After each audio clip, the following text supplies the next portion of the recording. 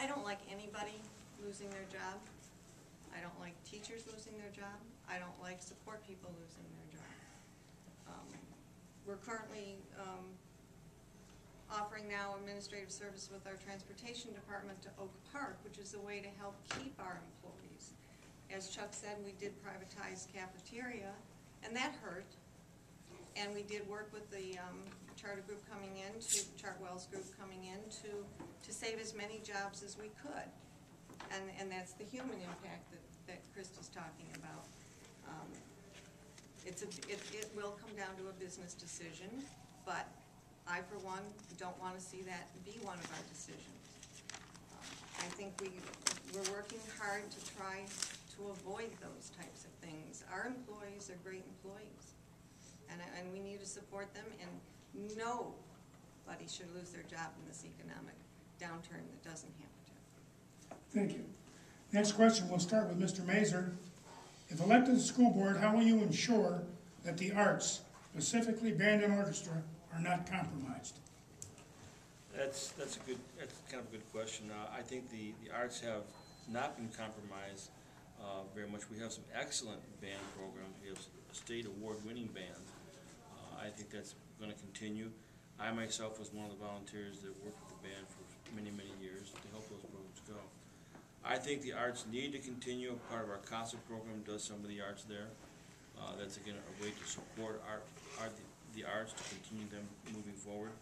I don't want to see any of our programs go away, especially some of our extracurricular programs, because we need those, because that helps you to become a well-rounded student. It helps the parents' involvement. I think it's an excellent way to do things that you can then later on use those in college life and other areas. So I think what I would do is continue to support those actions and activities. I currently personally support those through scholarships, so I also do that at the schools right now. Thank you. Ms. Stone. I would want to protect them. I think one of the things that Ferndale is actually known for, when people say Ferndale High School or Ferndale as a district, often the first thing that comes to people's mind is, well, the marching band or any of the fine arts programs that we have. And in fact, I would like to see it expanded, which I know is something that in this time of economic strife, shall we say, is not something that comes out of a lot of people's mouths. But I feel like we could build on our strength of fine arts and possibly do a magnet program or a high school, maybe even middle school, for the performing arts here in Ferndale, that we could draw children in from all over the metro area to come to, fame Ferndale, if you will. But let's run with it. Let's just take it and run. CASA, if we, it would require some building things, but that building's available in the morning.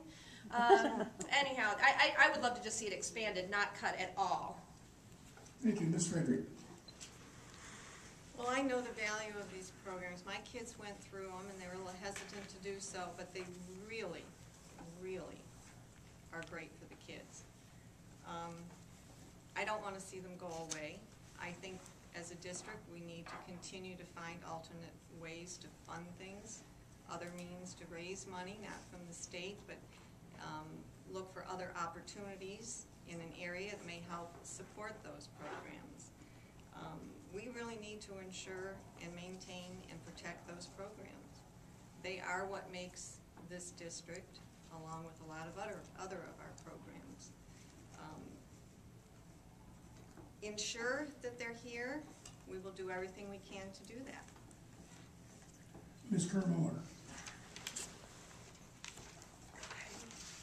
Well, first of all, I'm excited for my kids to be in these programs when they come to high school. I have a huge stake in making sure that all of these programs are here and solid.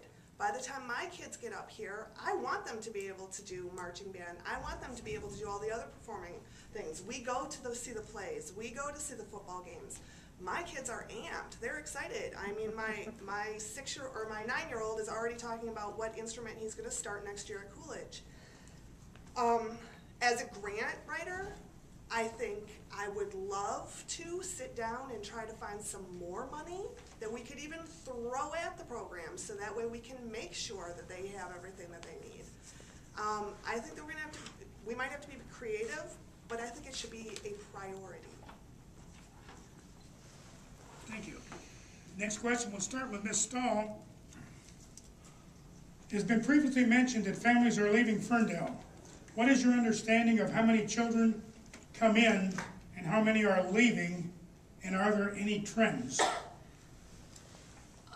I don't know the exact number of students that are leaving.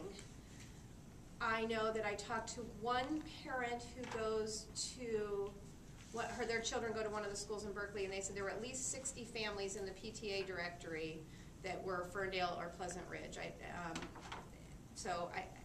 Clearly the number is large. In terms of coming in, we cap that at 15% for schools of choice, although I think right now we're at about 13% across our schools.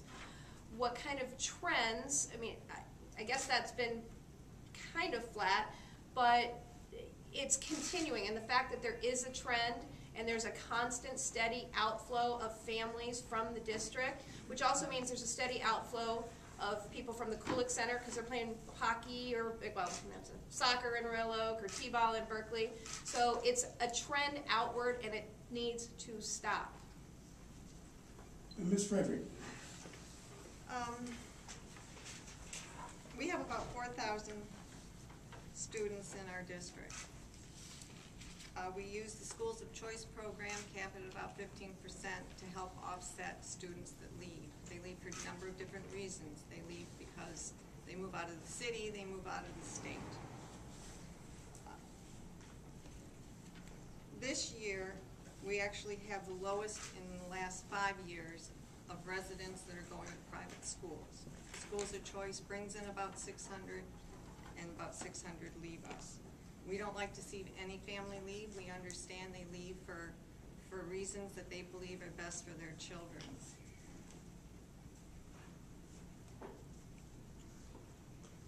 Our enrollment in the middle schools is actually the middle city's projection 10 years ago. Our enrollment is actually above what it was going to be 10 years ago. So I don't know quite where the data is coming for your mass exodus, but we do. Thank you, Ms. Kermode. Okay, speaking to the data of the max exodus, I think part of that is just being a part of the family groups that hang out in the parks, and a part of the family groups that hang out at the baseball teams and everything else, and talking to all the parents, and knowing that half of the other kids there, they go to Berkeley because you're talking to their parents. My kids have several playdate friends that live very close to us that do not go to our schools because they have chosen not to